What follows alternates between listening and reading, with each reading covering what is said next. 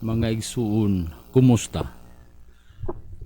Ang atong pamalandungan karon ana sa Salmo 43, versikulo 5 naganayon. Ngano nga nagsubo ka o kalagko, lumaom ka sa Dios, kay magadayeg pa ako kaniya, nga mao ang panabang sa akong naong ug ang akong Dios. Mga higala, maka-smile gihapon kita tungod kay ang Dios mao'y panabang sa atong naong. Dili na magkulis maot ang atong naong, dili na magkumot tungod kay kita adunay Dios nga atong magtatabang. Ang Dios mao'y atong paglaom. Ang verse 1 nagingon, hukmi ako o Dios, og labani ang akong katungod batok sa usa ka nasod nga dili Dios nun. Luwas sa ako gikan sa tawo nga limbungan, og dili matarong. Mga higala, maka-smile gihapon kita tungod kay siya ang atong magtatabang, siya ang atong manluluwas. Kay ikaw mao ang Dios sa akong kalig-on, ngano nga gisalikway mo ako, ngano nga magalakaw ako nga magbalata tungod sa paglupig sa kaaway. Bisan sa atong panahon karon, malisud nga panahon, makuyaw nga panahon, maka-smile gyapon kita tungod kay ang Dios mo'y atong kalig-on. Verse 3, o ipadanag ang imong kahayag ug ang imong kamatuoran. Pamandua sila kanako, ipahatod nila ako ngadto sa imong bungtod nga balaan ug ngadto sa imong tabernakulo. Kung kita nalibutan sa mga kakuyaw ug walay kasiguruhan ng atong kinabuhi, maka-smile gihapon kita tungod kay ang Dios mo'y atong kahayag ug kamatuoran. No natay giya, natay kamatuoran nga atong kuptan, natay Biblia nga atong ukbon o kayon ug tan-awon unsa iyahang mga promise aron kini makagiya kanato sa mga butang angay natong huna-hunaon ug angay natong buhaton. Verse 3, ipadanag ang imong kahayag, kamatuoran. Verse 4, unya moadto ako ngadto sa halaran sa Dios, nga akong dako uyamot nga kalipay, ug sa alpa magadayeg ako kanimo o Dios, Dios ko.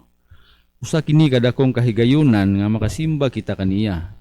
Ang kalipay ni David nga makasimba kita sa Dios ug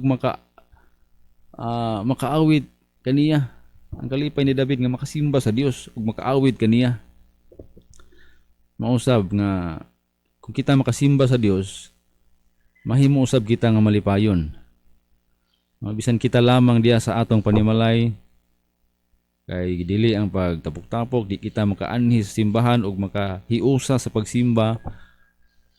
Bisan pa sa atong panimalay, kita gihapon makahimo sa tigom ban sa atong pamilya sa pagsimba sa Dios.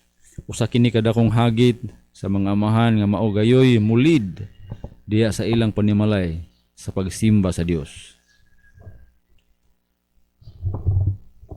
Verse 5, ngano nga nagsubo ka o kalagko, lumaom ka sa Dios, kay magadayig pa ako kaniya, nga mao ang panabang sa akong naong ug ang akong Dios. Mga higala, maka-smile gihapon kita tungod kay ana ang Dios.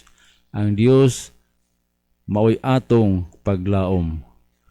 Labi na kung ato nang nadawat si Ginoong Hesus, isip atong manluluwas na kita'y paglaom nga bisan unsay mahitabo nato niining kalibutan na sa langit kita padulong. Tungod kay ang Dios nagluwas kanato, sumala sa iyang saad nga bisan kinsa nga mutuo sa ngalan ni Ginoong Hesus maluwas. Juan 1:12. But as many as received him, he gave power to become the sons of God, even to them that believe on his name. Sa ato pa nga si bisan kinsa nga nagadawat kaniya, bisan kinsa nga nagtuo sa iyang ngalan, siya naghatag o kagahom nga mahimong mga anak sa Dios. Aduna kita'y paglaom. Kung maabot man nato ang kamatayon, sa langit kita padulong. Ug salamat sa iyang pulong karon nga mo naghatag nato ug kalipay nga maka-smile gihapon kita. Taliwala sa malisod nga panahon. Tungod kay kita adunay Dios.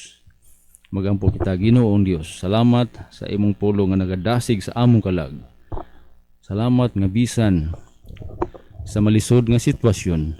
Aduna mi Dios nga kaduulan, aduna mi Dios nga among kadangpan, mao'y among paglaom magtatabang kanamo, mao'y among kahayag ug ang kamatuoran nga among pagakuptan. Tabangi kami Ginoo nining panahona. Kini among giampo ginatugyan in Jesus name. Amen.